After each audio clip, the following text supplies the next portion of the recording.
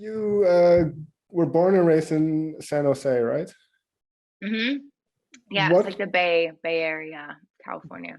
Because from my perspective, with it, which is some random European, that sounds very romantic to grow up in California. There's a lot of things going on in the Bay Area. How did you experience that? Because you had a somewhat different upbringing than that, I would suppose. Yeah, I definitely wouldn't say romantic, but I totally understand where that comes from and the idea of, born and raised California. I am definitely a Californian. You know, Mhm. I feel like I've definitely drank the Californian Kool-Aid. Like I look like I belong here. And I sound like I belong here. And yeah, I'm very open-minded. It's a very cool, liberal place to live and be. And but yeah, I grew up in a pretty like conservative bubble. Um, very, very Christian, very religious. So, and a lot of my music that I was exposed to initially was like Christian radio and church and all that. So, yeah, I was kind of in a pretty conservative bubble in the middle of a city that was actually pretty liberal. I'd say San Jose and Bay Area. You have Silicon Valley, Google, Yahoo, Apple. Um, but yeah, uh, it was an interesting upbringing, but it was Sure. also, sort of, makes me into who I am now, and I really like her. I genuinely like me, That's So good. That's very good. yeah, I don't think everyone can say that. So Right. I'm grateful for that. And then what I find interesting about your story is given how you grew up, you then decided to move all the way across country to pursue music, which I would say, coming from a Christian conservative background, that's not the first thing you would think of. So, what kind of solidified that decision for you that is what you wanted to do? Hmm. Well, from that background, it was go to college. It was you have to go to college, there wasn't really another option, or you weren't really making something of yourself or making the right next move if you weren't going to Sure. college. And so I was like, well, frick, if I have to go to college, then I'm gonna go to a music school. And not even because I was like, I'm going to be a star, or I'm gonna be a musician and be a songwriter. I didn't even know what I wanted to do in music. I just knew that music was the thing that made me the happiest, and it brought me the most joy and like healing in my life. So all right, if you're gonna make me go to college, I'm gonna pick a music school, I guess. What was that a time of discovery, both on a personal level as well as on a musical level for you, going to live on your own halfway across or fully across the country and kind of figuring things out by yourself? Yeah, I mean, how could it not? It definitely was, it was pretty liberating for me. I remember that first week of leaving home being really sad and being like, I made a mistake. I'm going back home. Like feeling really isolated, and I knew no one. 3,000 miles away, from home. And so, um, yeah, it was a little confusing at first. And then I, there's definitely a lot in my home life and story that, I've shared a little bit about with my brother now, Sure. since he's passed away and all that. But there's kind of a lot there that there's just, the stories also belong to other people Mm, who I'm not, I don't think they're ready for those stories to be told. So, fair enough. but it was just, I think in the most sort of vague way, it was really volatile and it was really unhealthy and unstable. And I needed to get out, and I needed to get as far away from home as I could. So, so 3,000 miles away on the other side of, the US was like the perfect thing I needed. And it was scary at first, and I was a baby about it at first. And then, once classes got started and, you know, I just was able to only think about, what brought me joy, and only think about, I didn't know what my favorite color was. Like there was such a world in which I didn't know who I was or what made me happy because I was so wrapped up in the stuff going on around me. Um, so yeah, college and Berkeley, I love Berkeley. I think it's a great music school, but it was more about my own self-development than it was about learning music, I think. If you think about the songs that you wrote around that time and compare them to what you're working on now and what you've released now with your debut album, how would you say you've grown as an artist, as a songwriter, as an individual? Well, I know what I want to say a lot more now. I think back then there was a lot of shooting in the dark of like, does this sound good? Or second guessing myself, or writing a lyric and being like, is this dumb? Or needing to play it for my roommate or a friend to be like, is this good or not? Whereas now, and not in an egotistical way, but in a way that I know myself and I know what I want to make. If I write something down, I'm not looking for someone to validate it. I'm not looking for someone to be like, yeah, that line is really good right there. I'm like, no, I think it's really good, and I that's exactly what I wanted to say, and ooh, that was so poignant. So that's probably the biggest difference, and that's even just happened in the last year of writing this album. Well, in that sense, then, because has that whole experience of your divorce and writing this debut album, has that obviously that's a big part of your life. So how has that influence kind of, like you said, you're happy with who you are now. How has that process been, or what has that process been like for you to mentally get those thoughts out to paper creatively in a productive way, in a sense? Well, and I used this word already, but I think liberating tends to be the through line. Yeah, there's no limitations. It doesn't feel like there's not anything that I can't say or do. And I think that's a shift that happened sometime last year. So I would say that's a bit more recent for sure.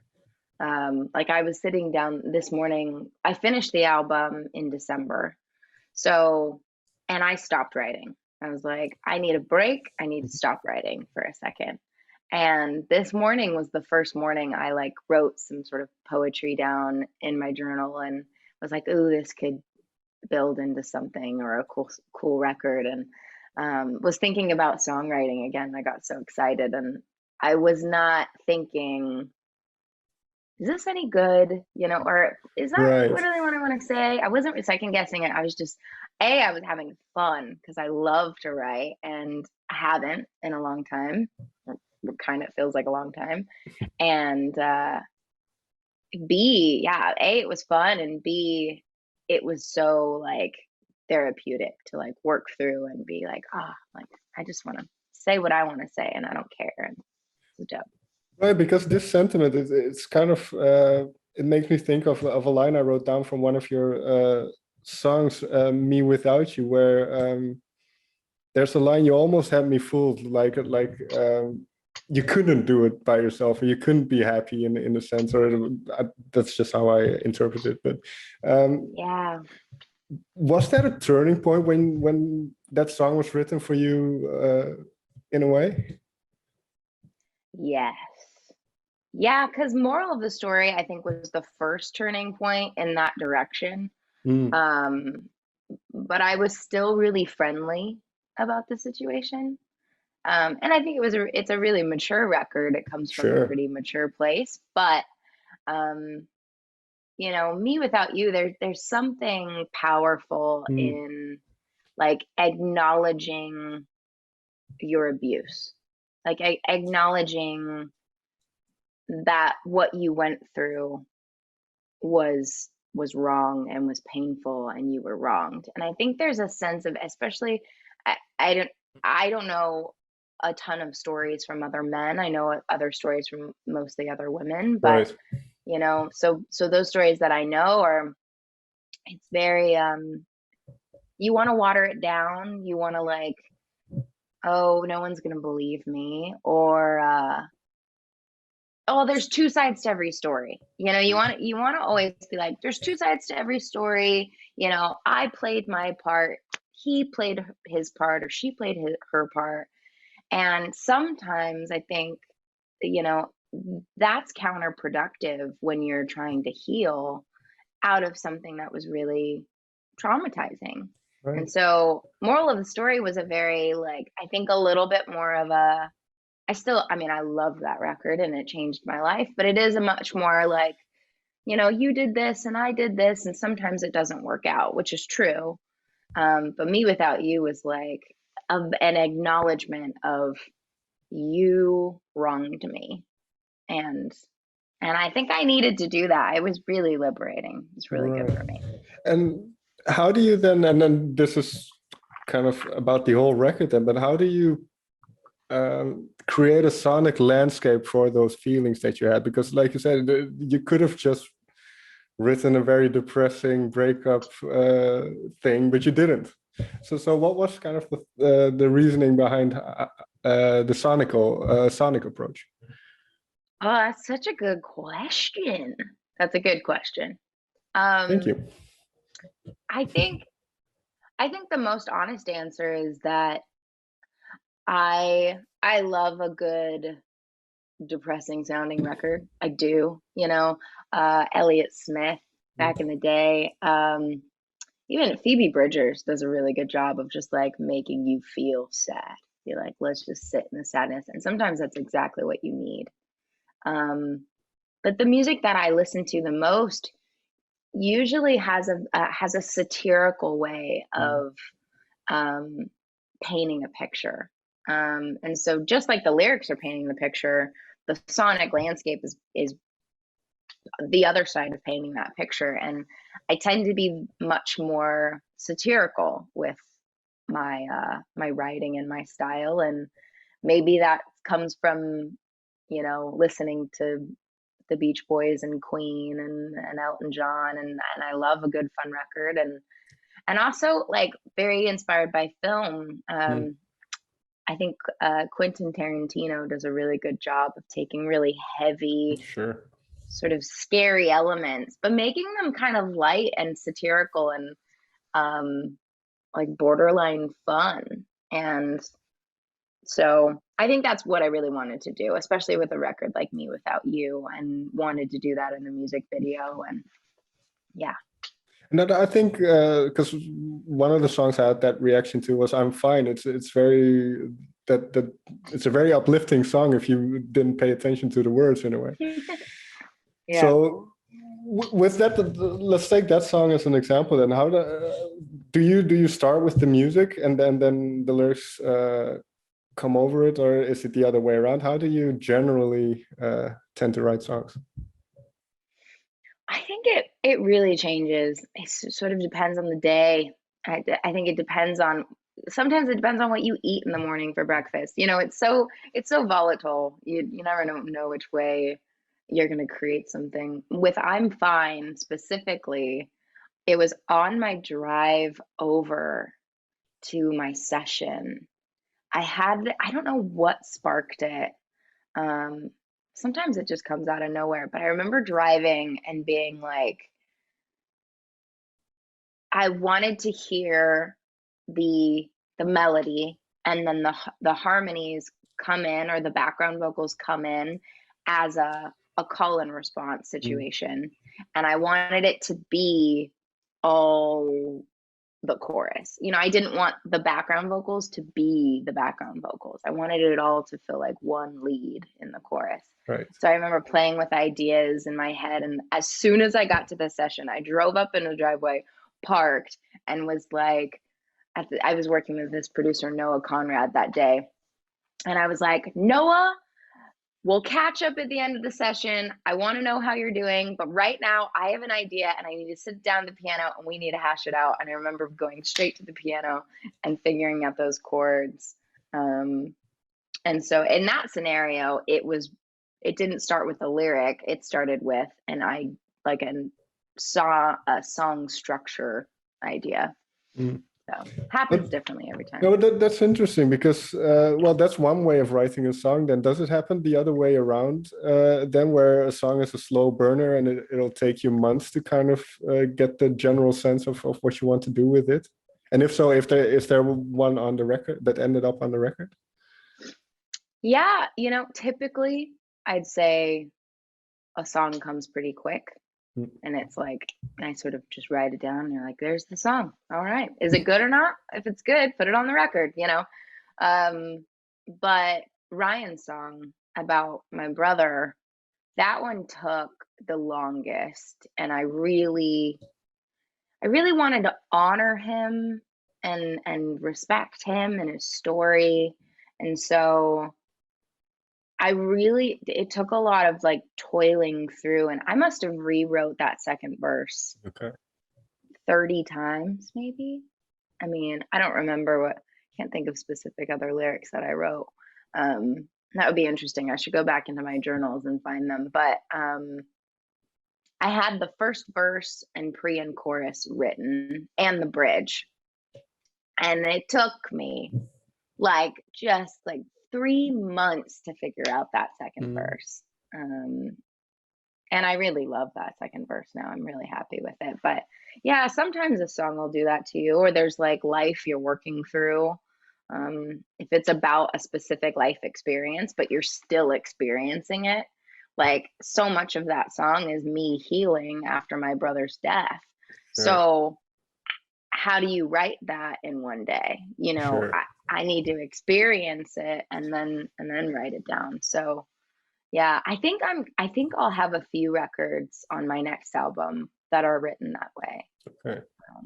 Because and if you don't want to get into it, that's fine. Because like you mentioned, you don't want to. It's about real people. So, but with Ryan's song, what made you ready to write a song about it or to talk about it in a sense?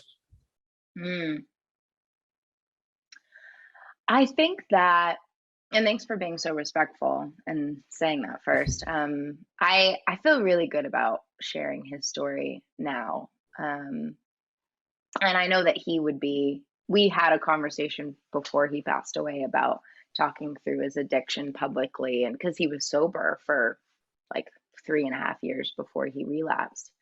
So we had some good conversations around that and feel comfortable. So I'll say, I don't know that I knew I was ready. I just knew the only way I've ever processed my life is by writing it down. And so there was very obvious healing that needed to happen, that I don't know I would have been able to do other than writing a song about it. Now, I could have written a song about it and not put it on the album. I could have just processed my feelings, healed, and then kept it for myself. But there's something really powerful about his story that I wanted people to hear it. And I also wanted my fans to get into the mud with me a bit. I think sometimes we think things are so polished and fun and easy, and then artist life is glamour, and I think there's a piece of don't ever forget that I'm a human that is experiencing incredibly human things, like losing someone I love.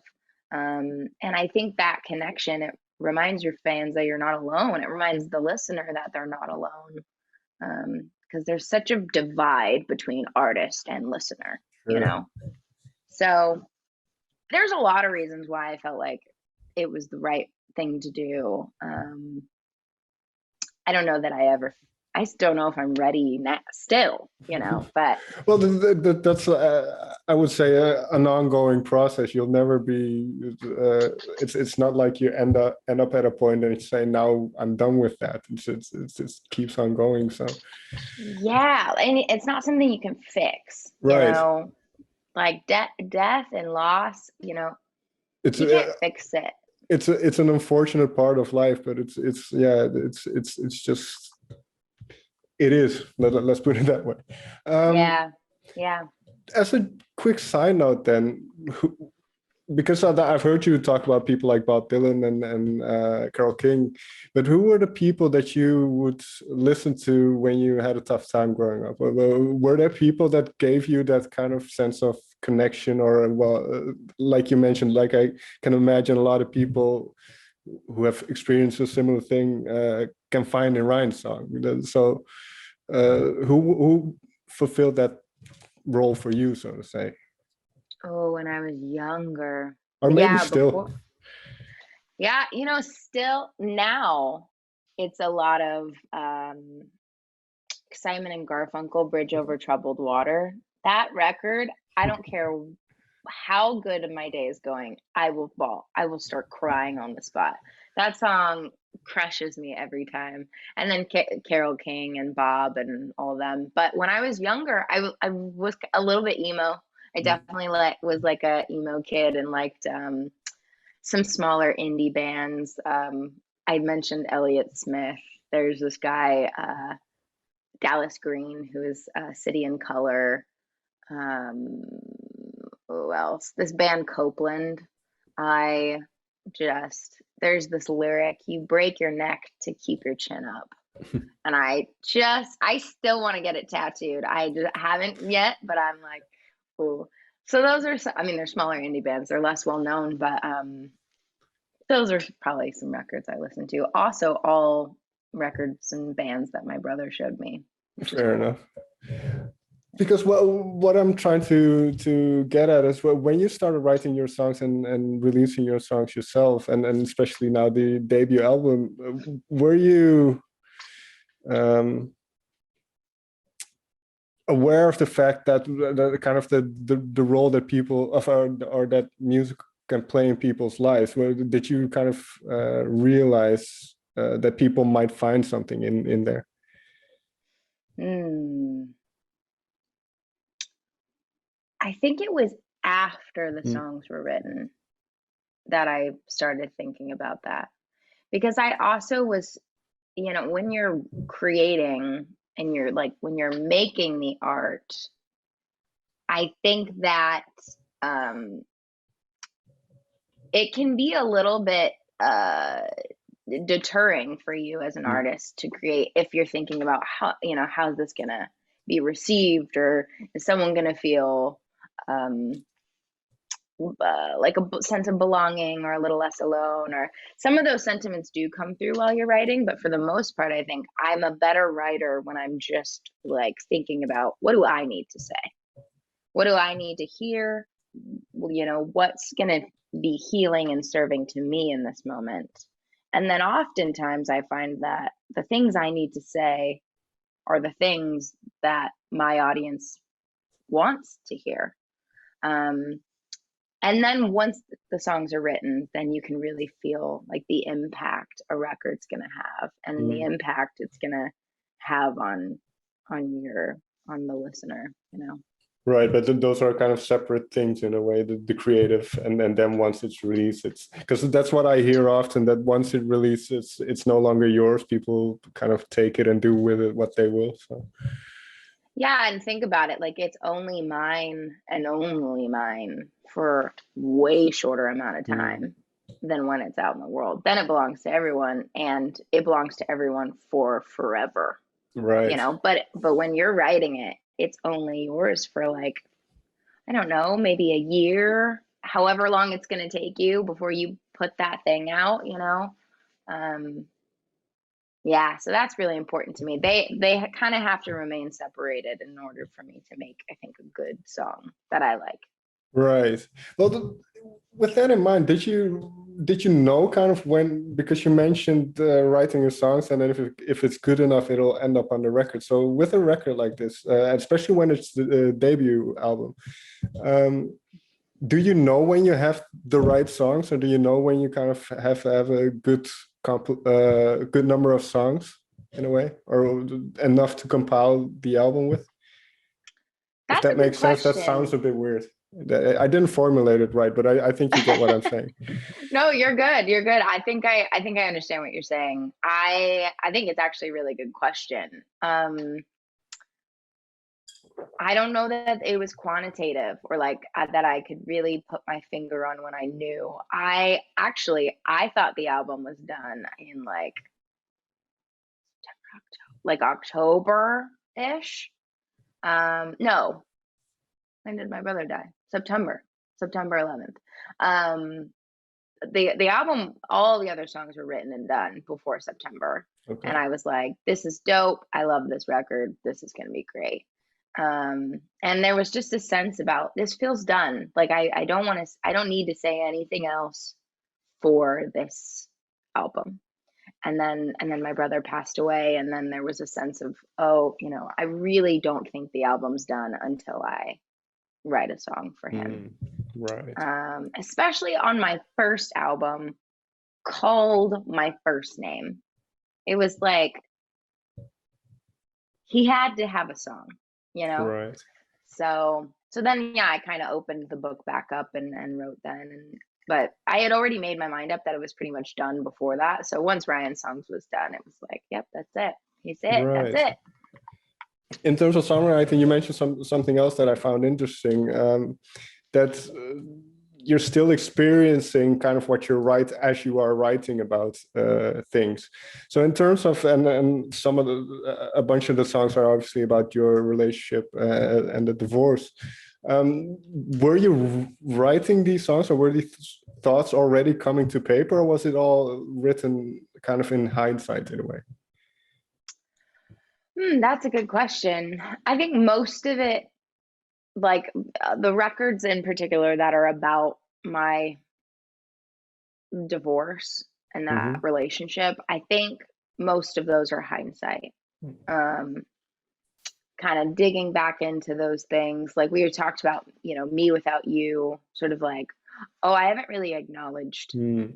the power of this or like how I was, wronged or so I'm going to dig into that. And so I would say most of it's hindsight.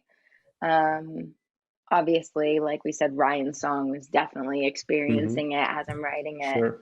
Um, Trying to think of other particular records. Always was a very theoretical song. I am in a really happy, healthy, loving, really good relationship now. Okay. And so I was writing about sort of the fact it's like I care about you so much that if it was better for you to leave, then that's how much I love you, is to let you go. And I just cried my eyes out writing that song. I hate the idea of letting him go, but also totally acknowledge that if that's the right thing, then I will do that. So that was kind of a song that was something I was experiencing, emotions I was experiencing in the moment. But Right. Because, yeah. well, it's interesting that you say that, because you've called yourself a serial monogamist, and there's a song with a similar title on the record. So, but for instance, in a song like "Save Myself," you, after the fact, you could realize that it was dysfunctional, that it was toxic, or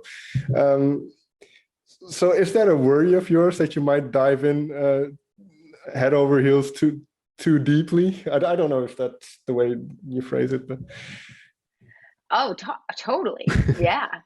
Yeah, 1000%. I think that what was so great about how unhealthy and how toxic my marriage was is I got a lot of tools to mm, learn, you know, what I deserve, what I can contribute to a relationship, what I can't contribute to a relationship. That's super important. Like, my ex-husband wanted so much more of me than I could give him. I I was in my early 20s, you know, Sure. I was exploring my career, and there were so many opportunities that he was like, you can't do that unless I go. Like you can't do this thing unless I'm a part of it. Or you can't write with that guy because I haven't met Mm. him yet and I don't know if he's trustworthy yet. Like very Controlling. protective and controlling. And so and wanted dinner on the table as well. And I was like, I know what I can't contribute, and that's not I'm not I can't be a housewife.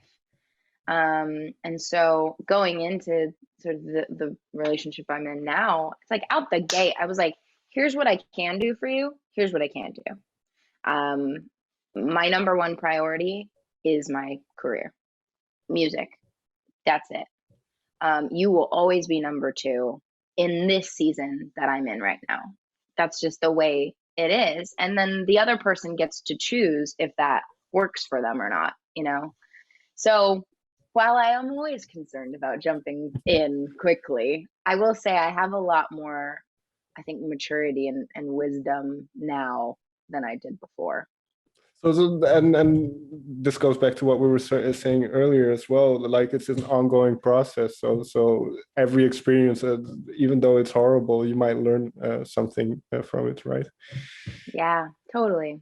There's kind of two questions I still want to ask. I want to ask one question about Finneas, and not necessarily specifically about the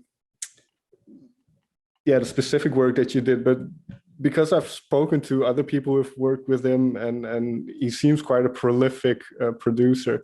What makes him such a such a good person to be creative with? That's a good question too. You've asked so many good questions. Thank you. This is a great interview. Thank you. You know, I think if I had to narrow it down to something or boil it down to something specific, he is really confident. He's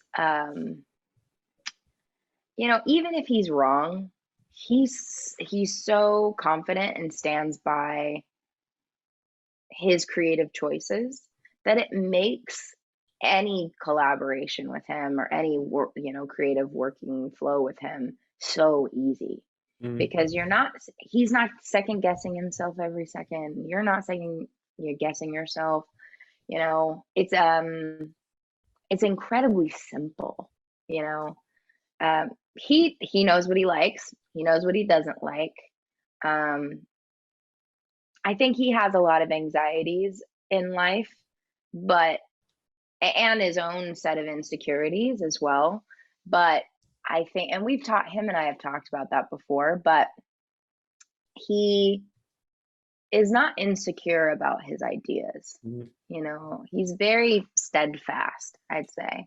And I'm a people pleaser. I mean, my whole life I was like, is this the right thing to do? What do you think about this? And then in writing, is this lyric even any good? Or do you think people are gonna like, blah, hate that, hate it, still recovering, still getting past it, like we talked about earlier.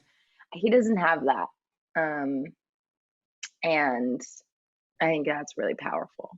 Yeah, that's probably a very, very authentic way of being creative, and this ties in with what you mentioned earlier of not wanting to think about how it might be perceived, but just being in that moment and thinking, if I think it sounds good, it sounds good.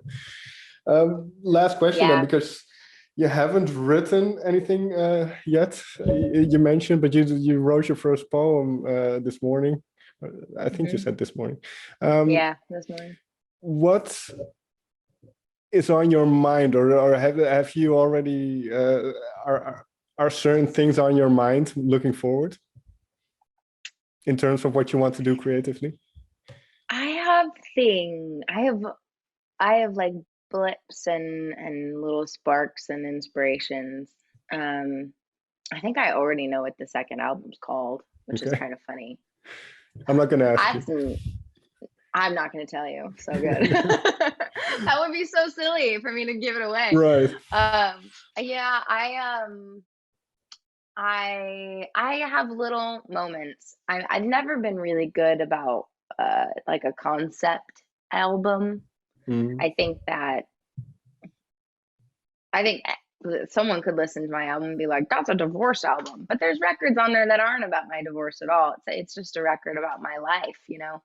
So I sort of just have to see what's going to unfold. My life has been joyful and wonderful, and then also kicked me in the teeth so many times that I just want to see what shows up, and then I think those stories will end up coming out on whatever comes next.